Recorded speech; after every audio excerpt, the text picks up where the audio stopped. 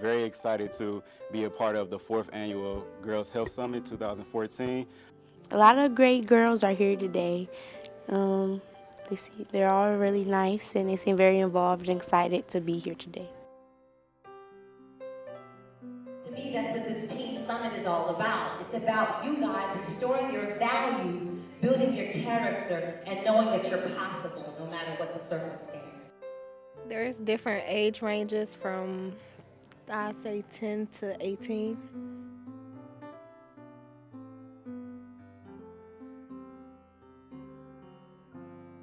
Partner with Tri-C as a college campus, being able to get that college experience early on. Also being able to partner with East Cleveland Teen Collaborative, which I'm very excited about because I'm from East Cleveland.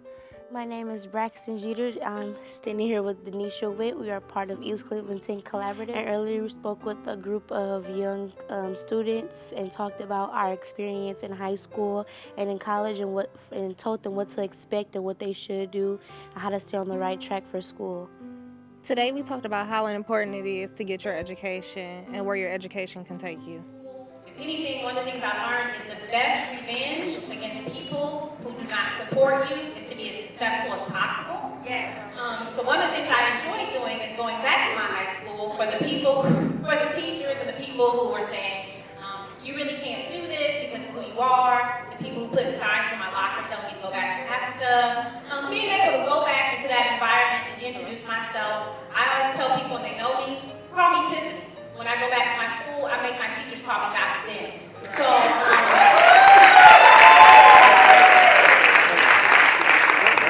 think that works for me. Hello, I'm Stephanie Wahome Lassiter, and I'm going to tell you a little bit about how the Girls Health Summit came about. About almost 4 years ago, my mentees, they wanted to have a positive event for the young ladies in the greater Cleveland area. And after not too much talking, but just after a lot of agreeing, they talked about having the Girls Health Summit. And the purpose of the event is to get young girls to come together to celebrate being pleasantly different and proud of it. To be a mentor, you don't have to be a strong black lady or a strong white lady or Asian lady, Hispanic lady. You don't have to have someone who looks like you or someone that you relate to. It basically just has to be a person who believes that you can do whatever you want to do and does whatever it takes to get you there. There's no way I would have known that I wanted to become a doctor or do this. So shadowing is basically when you find someone in a career that you're interested in. You say you want to be an artist, you want to be a teacher. Find a teacher of that topic that you want to teach. I mean, it's probably easier for you now since you're still in school, but I would say find an artist, find a pediatrician, find a doctor that you respect and that you look up to, and just ask them if you can go to them with them to work one day. So I started shadowing when I was 14. After my accident, I started shadowing the orthopedic surgeon. I actually went into the surgery with him, and that's when I realized I wanted to be a doctor. It wasn't honestly, I said in my head, I want to be a doctor, but it really didn't hit me until I walked in the operating room and saw what he was doing. And I went to his office and I shadowed him when he was seeing patients, and I would just stand in the back of the room and observe him interact with his patients. And it really wasn't until then that it actually set in, this is what I'm actually going to do. So it's taken me about 12 years to finish this journey.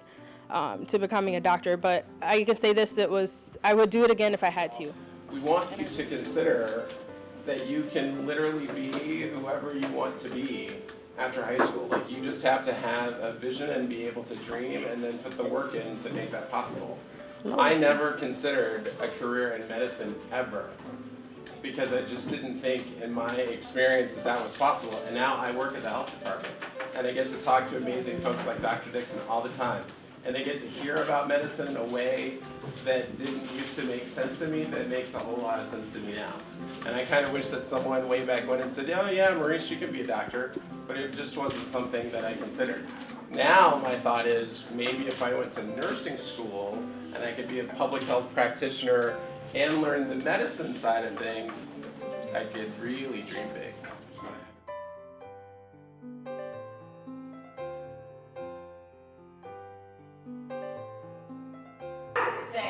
There are a couple of things. As a teenager, I was very goal-oriented, so I know there are some very studious young ladies here. You get your straight A's and you have a plan. I'm going to this school, I'm going to this.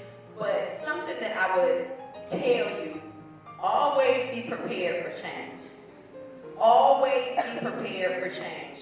There will be people that will come into your life. There will be seeds planted in you that you never thought, no, that would never be. I would never do that. I could never do that. And you would be surprised what an open mind will do, the doors that will be open for you. As a girl, to do your best and know that you can do more than what you think you can do and what people have a mindset of as girls, especially black women. So for them to stay focused and work hard and try to be the head man in charge. One thing about the summit the young ladies wanted to get their other peers to know is that everyone, you know, it's good to be a sister, you know, to really focus on sisterhood and supporting one another. The summit was very successful today, I would say. I think that a lot of girls were impacted by the speakers. I think the impact is the fact that we're around their age, so we can relate to them more. So from them hearing our perspective, I think it'll really get them to listen and open up and take what we have to say into perspective.